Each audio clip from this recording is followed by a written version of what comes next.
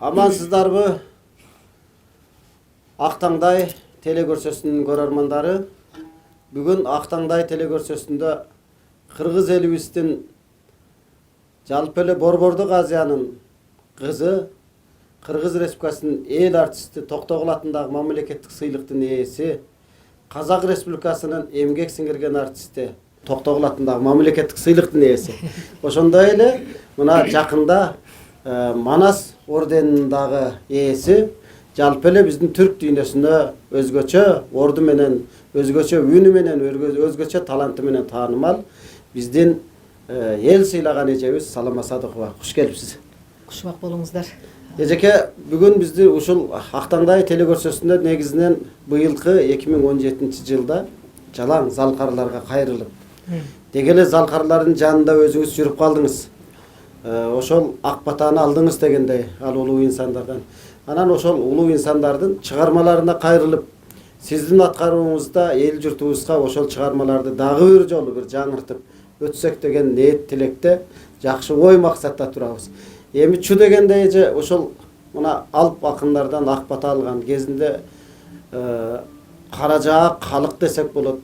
Же болбосо Осмонкул аталардан, Алымкул аталардын көзүн көрүп калган биздин Ашыран Айталиев атабыз. Ошол Ашикем менен дагы өзүңүз жандашып жүрүп калдыңыз. Ашикем нырынан баштайлык, тамга дагы адам башталат дегендей эже. Ооба. Жакшы болот. Абдыке. Анан эми Ашикем жөнүндө кеп кылсак, сиз айткандай, бул өзү чыгармачыл адамдардын өзгөчө мынабу көөнөргүс элдик өнөрдүн өзүнүн бир жөнү, эрежеси, жөрөлгөсү, ошол өзүнүн алдыңкы көчтө бара жаткан улуу кишилердин жөн эле серпилип койгонун көрүп, жөн эле бир оптулуп, ордунан отурган турганына чейин көз салып жүрүп, ушунун өзү чоң мектеп экен да. Албетте деже. Анан азыр ошол мектеп, анан кийин устат деген сөз жөн эле кээде ооздун желин оңойлуу айтып атпайбызбы? Негизи элдик өнөрдүн нускасы ошол алыстан ошо караанын дабышын угуп, анан ошонун жанына жеткенде толкунданып, ушинтип биздин муун ошентип өстүк го. Албетте же. Мен ушу улуттук филармониянын босогосун 87-88 жылдары келип аттап калдым. Ошондо аябай таң калдым. Дегенде эле ушул кишилер менен бу турган Алматыга жолум түшүп калды. Мен ишенген жокмун. Ушул Алматы деле мага бир тиги Америкага барчудай сезилет эле да. Казак туугандарды көрө эле келем. Ошондон анан кийин режиссер мага келип айтты: "Саламат Садыкова, сиз бүгүн Алматыга барасыз, отуруңуз автобуска" деди. Карасам эле баягы жерде кең далылуу алып карагучтай болгон, аттаса арыштары жарашкан, ошондой келишимдүү эстекен баш болгон ошол Ашикем, Тууганбай Абдиев, Замирбек Үсөнбаевтар отуруп баштады. Анан алардын артынан жүргөмүштө мен кетип баратам деп чыгалып, андай ийнеликте болгон жаш кезибиз. Кичинекей. Ооба. Чын эле мен баратамбы деп коем. Самар эжебиз бар. Ошентип Ашыралы Айталиев деген ысымды Абдыке бүгүнкү күнгө чейин өлбөстөрдүн катарында турган киши бул киши. Ооба. Ушул казак туугандарга барсак, ошо кишинин ырларын сурайт да. Билесизби, сону айтасызбы деп баягы жаш элек шайыр шаттанган дегенди. Мен ошо Ашикемдин арбагы ыраазы болсун, өзүнүн көзүнүн тирүүсүндө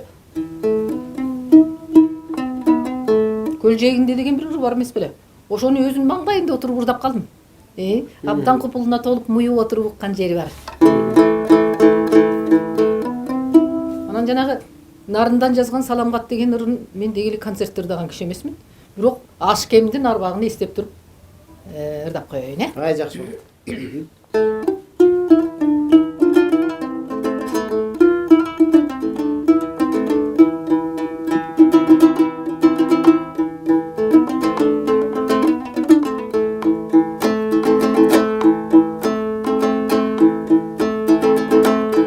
Жаш элек шайыр шаттанган,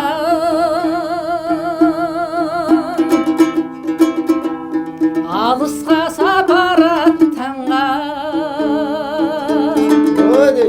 кыймылдап поезд баратса да кылгырып көздөн жаш тамган.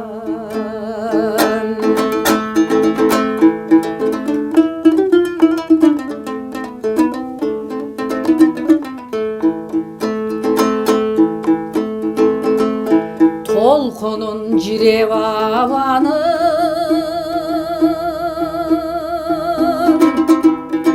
ұшына жетпей сананың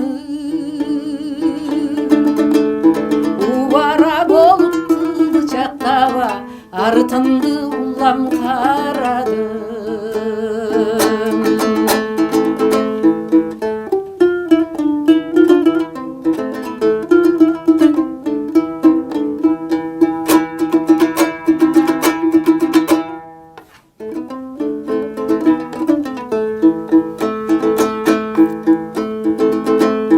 Қараған менен көз тойбой,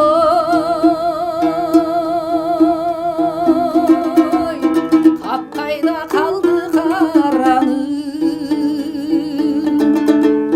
елестейт бір оқ сүйкімді, жара көр жыл жал жамағы. Ой деңіз.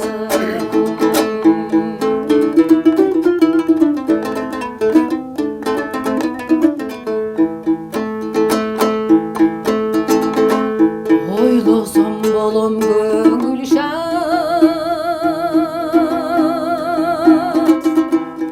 жолықсақ деймін қайраба, театр ашып жатқанда нарындан жазған салам хат.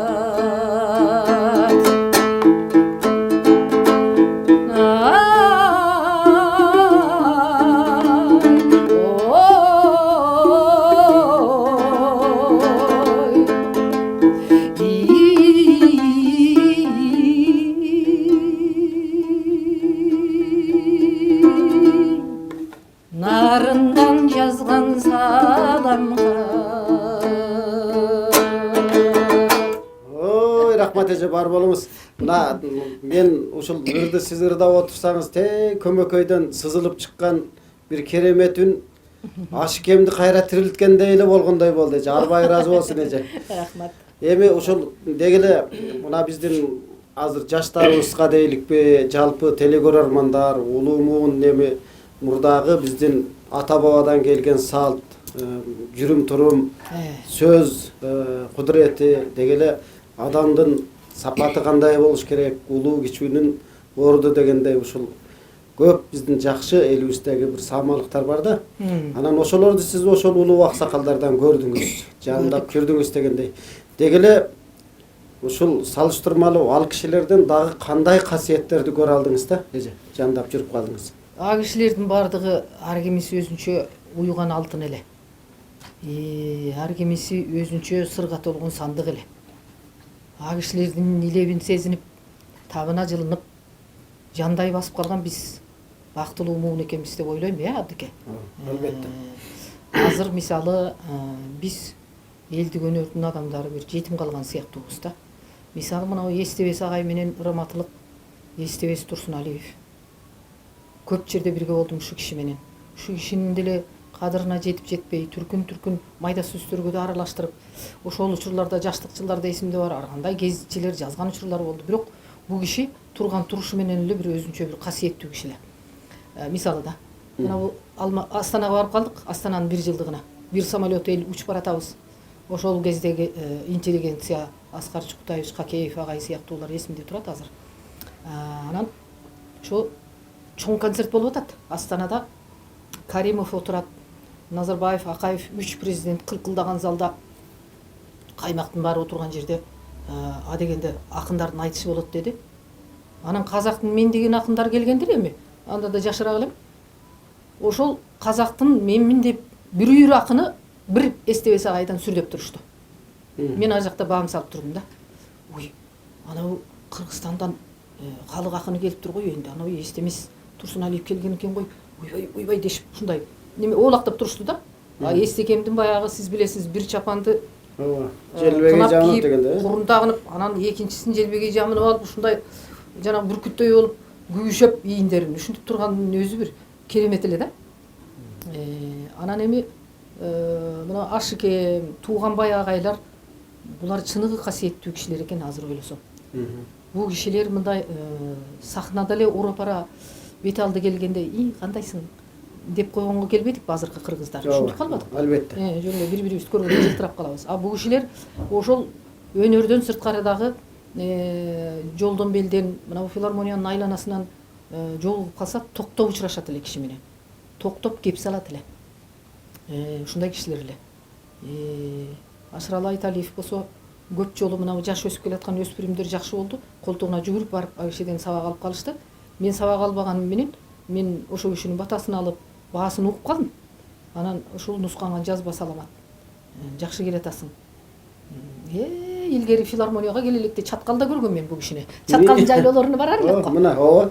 Ошол жерде Сүйдүм Төлөкөбай эжекелер баш болуп, анан бир тамашасын айтып берейин. Элдин баары баягы малчылардын сүлөтү болот го. Ошого келген элге концерт берип, мен ошол жайнаган сүлөттү мен башкарып атам, алып баруучу болуп. Мына. Ошол жерден анан Сүйдүм Төлөкөбай, Гүлжан Сейиткулова деген эжекелер болуп, бир кичинекей үйдөн чечинип кийинген жерден анан чыгып атсак, Гүлжан Сейиткулова эже ошол күнү мындай жата калчу диван бар экен, ошол жерде бир кийимин бир түйүнчөк кылып түйүп алат экен.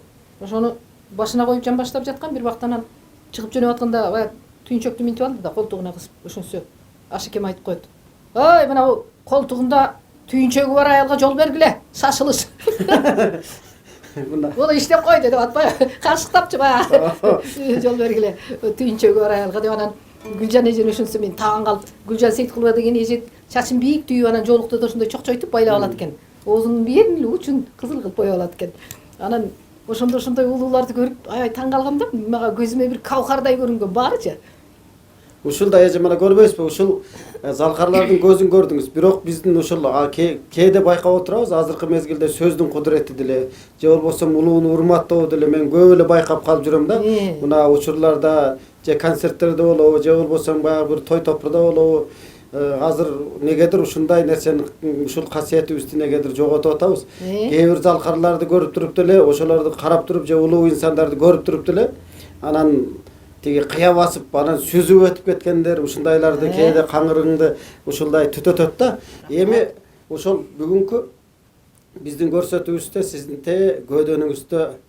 көдөнүңүздүн казынасында жаткан чыгармаларды баарын соруп чыгып элге аткарталы деген ой болуп атат эже. Анан кийин ушул биз эми Жеңи Жок атабызга, Барып атабызга, Токтогул аталардын чыгармаларына кайрылып, ошолор жөнүндө бир кеп курсак деген дагы ой пикир бар эле эже. Анан ушул санаттардан айрыкча сиз ошол Нурмолдо болобу, же болбосо Молдо Кылыч болобу, көп санаттарга да кайрылып сиздин аткарууңузда биз көбүн угуп жүрөбүз эже. Ооба, Калыгулдун казалдарын убагындырдадым. Эми бардык нерсе өзүнүн учурунда болот экен да абдыке. Ал мен оркестрге солист болгон үчүнбү, көбүнчө ошол өзүбүздүн иш планынын алкагынан чыкпай, чет элдердеги сапарларга байланыштуу дегендей.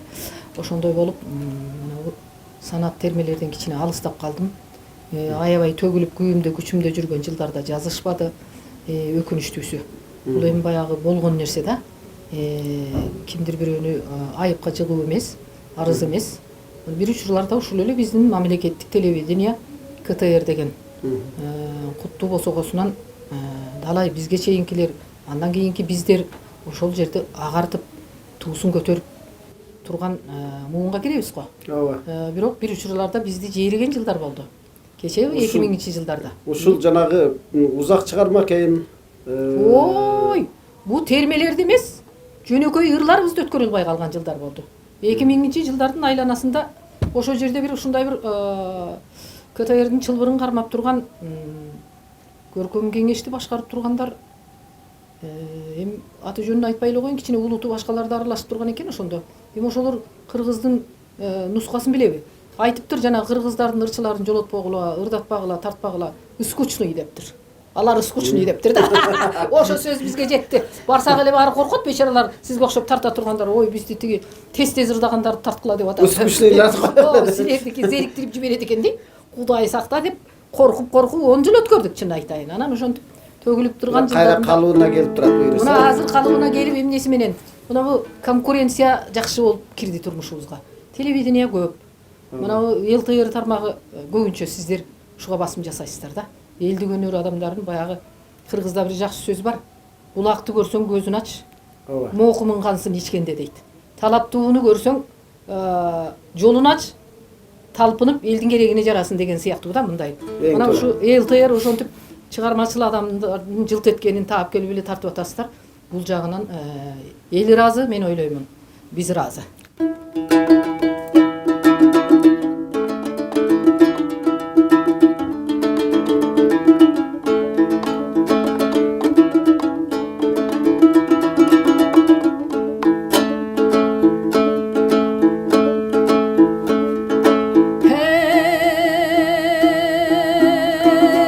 Kulaktuğa kevursan kulağının ucunda, kulaksızga kevursan tuyağının ucunda. Jardı jarday жүргөндө жашыл кийик маласы, жанга салган болоттой жакшы атанын баласы. Жоргонун белин жорутпа, жамандык иште колдогон, жакшынын көнүн урутпа. Alğanı жақшы жолуқса, азамат үйін гүлдөтөт. Ақ қалпақ тонын кийгизип, ақ шымқар қырдан күндөтөт. Күйүңдү болсо алғаның, күндүйүңдү гүлдөтөт. Көркөмдөп кийим кийгизип, көк кушту жондон үндөтөр.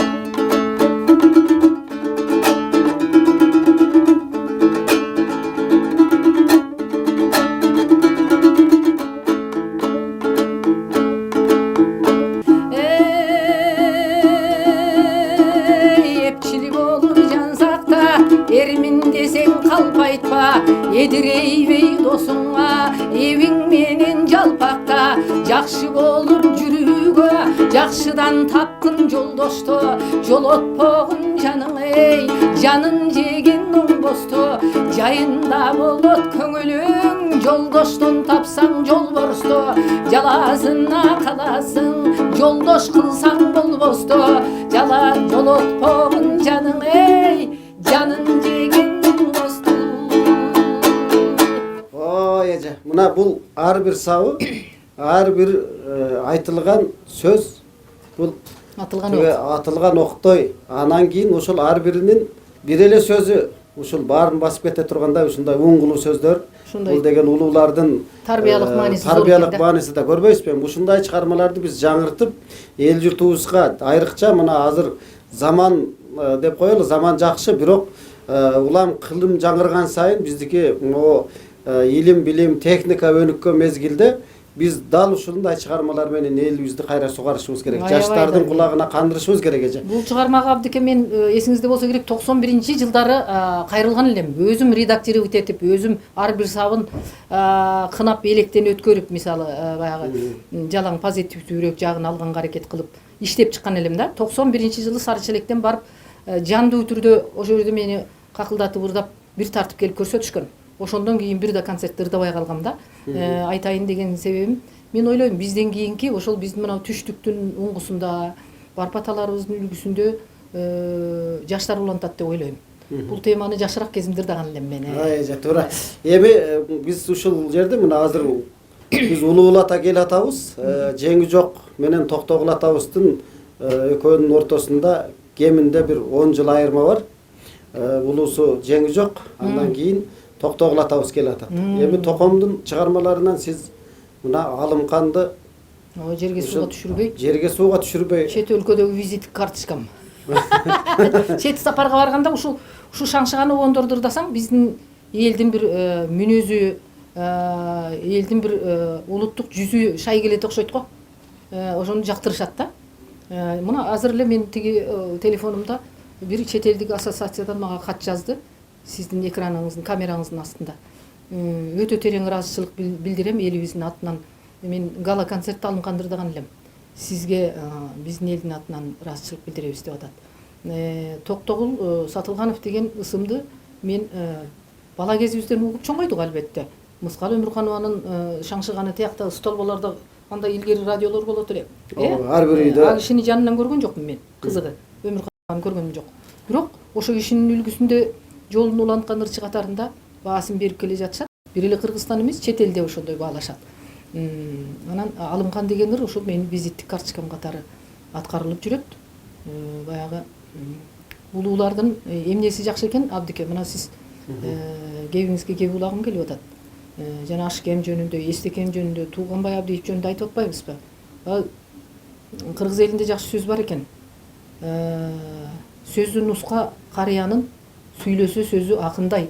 Ооба. Карындагы каймакмай, жыты жакшы атырдай деп бабалар илгери айтып кеткен экен.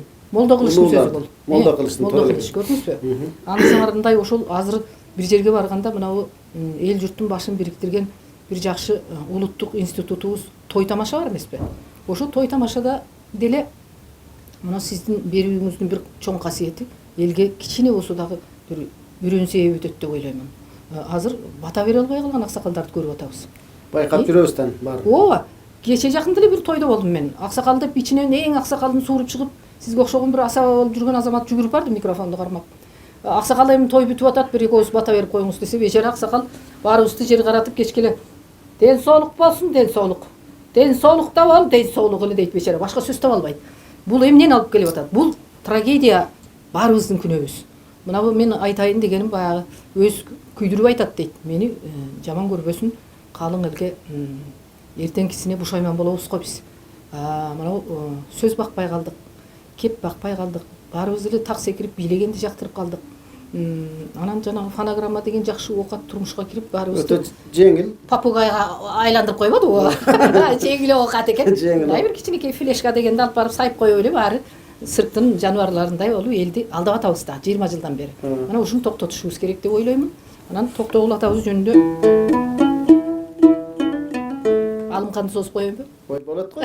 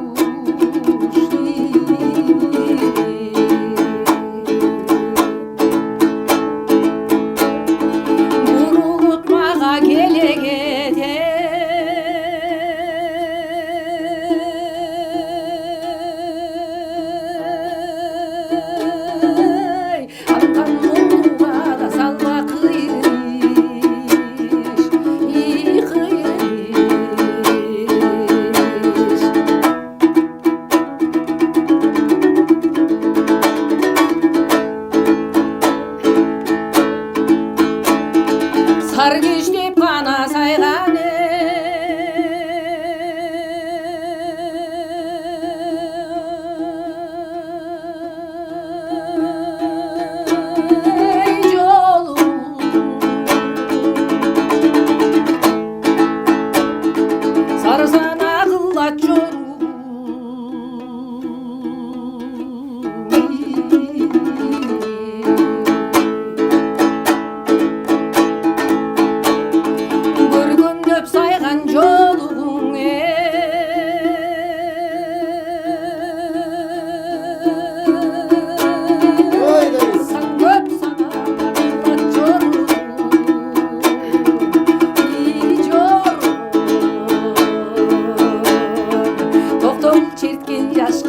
ала тыңдасаң боло алымган акчайы жолуп колго алып угасаң боло алымган аз күнчүлүк өмүрдө жыргасаң гана болоң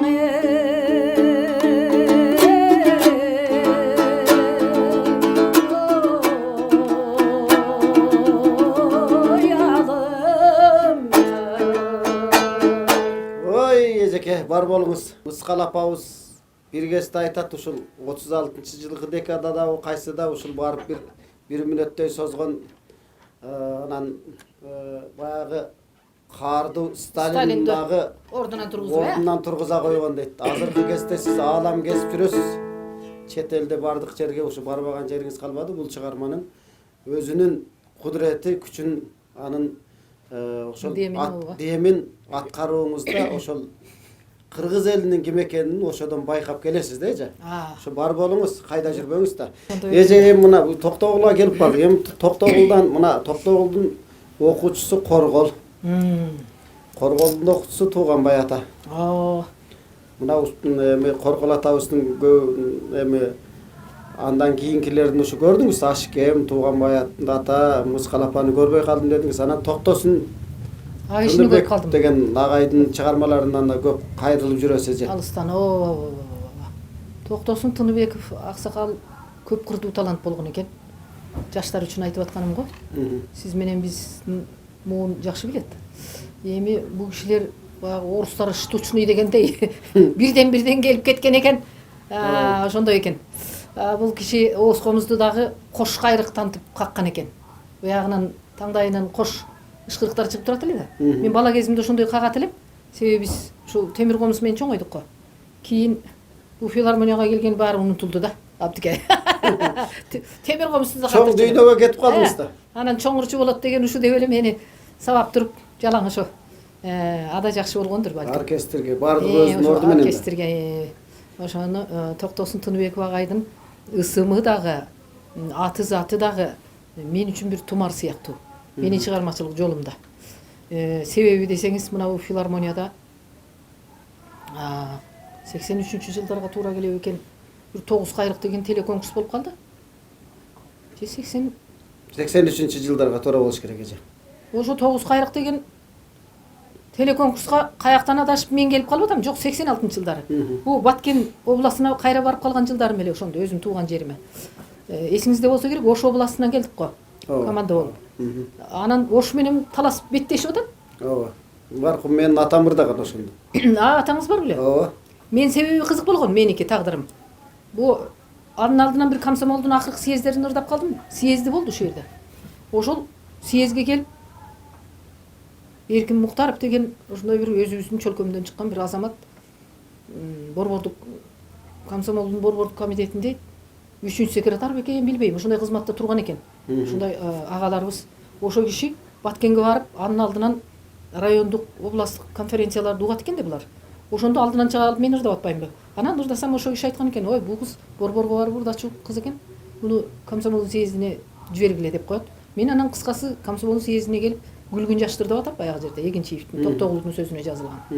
Гүлгүн жашты соссом эле ошол жердеги билармандардын бирөөсү мага келип айтты. Ушу КТРде иштеген аксакалдар, Сатар Жумабаев деген аксакал бар эле. Көрүп да калдык окшойт. Көрүп калдык. Анан Жалил Сыдыков деген агаларыбыз бар беле, ким эле жок. Берки. Сыдык Ахматов деген агаларыбыз бар эле, редактор болуп иштеген. Анан ушу кишилер мен айтты: "Карындашым, үнүң жакшы экен. Бизде бир телеконкурс өткөнү жатты эле. Күйгөн ырларга пунктуна.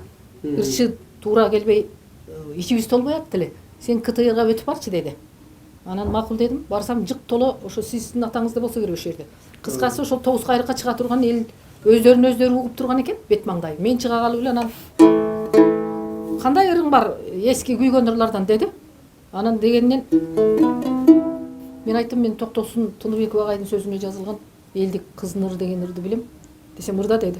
Ырдасам эле баягы жердеги билермандын баары санын чаап, чыгармачыл адамдар дагы сейрек бири-бирине кол чабат го. Баары кол чабып ийди. "Ой, мына жаткан турбайбы" дешип эле баары сүйүндү. "Бүттү, эртең чыгасың" деди. Ошону менен айтайын дегеним, 9 кайрыкка чыгып мен 10 деген бала алып атпаймынбы? Мына тиги калыстар тобунда раматылык Жумак Матып баш болгон жалаң дөшалар отурган экен. Анан мен күйгөн ырлардан чыгып созолонтуп мен ырдаганда эле баягы зал жарылды, чын айтыш керек. Андай овация сейрек болот. Ошол эми ошон үчүн ушу кыздын ыры мени филармонияга алып келген. Туш болду, жолумду кескен.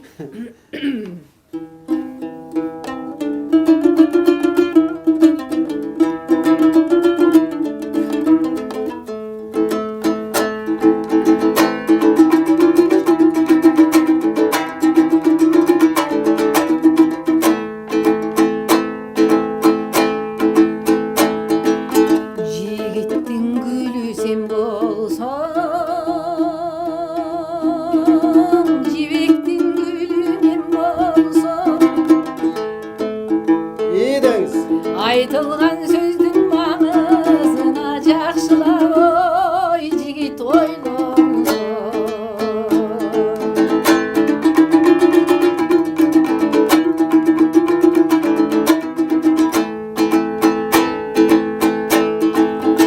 Ойлосом ойдо турасың, ойымды жігіт турасың. Bir senin ırdasama oyun ele şıltırlasın.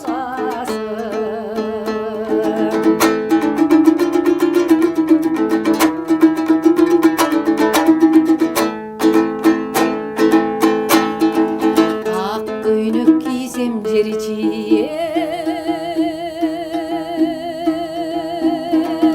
aylımda ballar köpçület. Akılga tuğra gelmesin alardın oy kalap kimseye.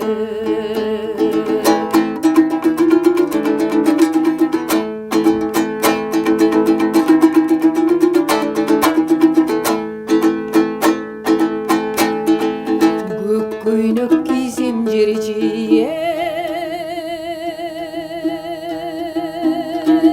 köçöde ballar köpçü. Göңülgө тура келбесең көрүнгөн ай жанды ким сүйөт.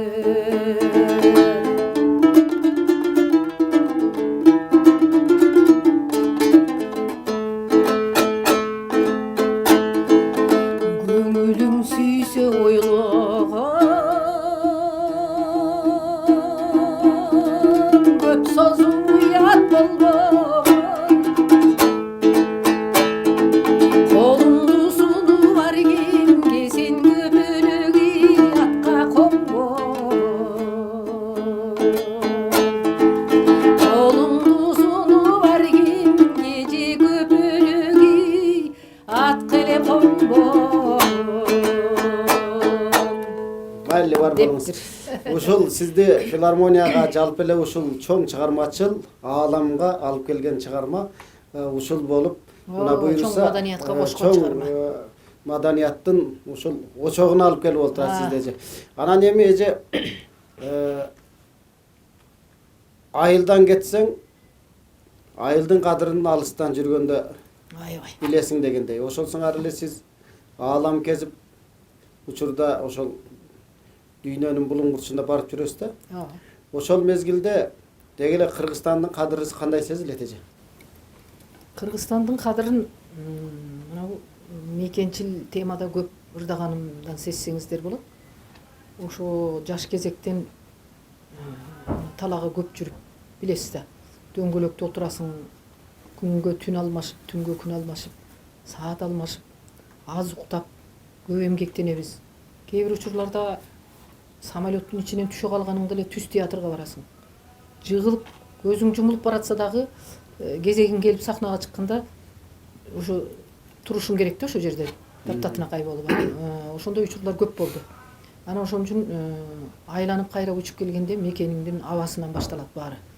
Кере-кере жутуп, анан шаша-буша таза чайды сары майдан салып, бал менен чай ичкенге куштар болуп келем мен. Өзүбүздүн суу, өзүбүздүн чайыбыз бөтөнчө да. Ишенесизби? Мына. Эми ечен жетишкен, айтыреген ата-аламга даңкы далайды сүрдөтүп аткан мамлекеттердин төрүн көрүп атабыз. Мыкты сахналардын төрүндө кулпуруп атабыз, бирок өз элиң, өз мекениң бул башка нерсе. Мына бул эгемендүү мамлекеттин булбулу болуш, бул өзүнчө бир баасыз нерсе. Эң туура айтасыз. Эже эми мен ушул бир дагы бир жанагы оркестр деп сизге бекер айткан жерим жок. Ошо менен ырдап жүрөсүз. Анан ушул негизи эле дагы да сизде мындай бир элдик өнөр менен дагы комуз менен журулушуп, дагы да мындан нары бир чоң, дагы бир чоң ааламды ачып беришке бир кичине сизди чектеп койгон жокпу? Аябай төбөдөн түштүңүз. Бул жылдарымда мен ийгиликке да жетиштим, албетте. Чыгармачылыктын чыйырында жүрүп, сиздердин катарыңыздарда кадыр сыйга жетишкеним үчүн мен тагдырыма ыраазымын, элге, журтка, ошондой эле чыгармачыл чөйрөгө. Бирок ачуучундук баягы 20 жылдай мен бир байланып аттай болуп туруп калдым. Эч жака башымды да бура алган жокмун, оюмду да бура алган жокмун. Анан ушулурду ырдаймын деп да айттырган жок мага. Айттырбай коюшту. Өмүрүмдөн эле келет эле да сиз баланчырды ырдайсыз деп коет, бүттү. Ошолордун айтканы менен тотугучтай болуп, бир же көп болсо 2 гана чыгарма ырдаптырмын. 20 жыл бою. Бул эмне деген ушундук? Бул мени мокотуп салышты да, мындай айтканда. Комуз көтөргөн ырчы катарында мүмкүнчүлүк беришкен жок. Кече кийин гана мына 2010-жылдан баштап анан филармонияга өзгөрүү кире баштады. Программаларга. 2010-жылдан баштап анан кичине серең эткизип мени комуз менен чыгарып коюшат. Сүйүнүп калам десеңиз, унутуп мокоп калган ырларымды эптеп таа ырдайм анан чыгып алыпчы. 20 жыл деген шумдук өмүрдө. Бүтүндөй бир бой жеткен азаматтын өмүрүн алган. Ошон үчүн мен жалаң гана оркестрде дагы же ошо 20 жылдын ичинде 20 жылга тете чыгармаларды жаздыра албадым, папкеде калды. Жасалды. Бир ырдалды, 2 ырдалды. Бул өкүнүчтүү экен. Бирок эми алдында дагы буйруса жашоо алдында эле. Алды буйруса.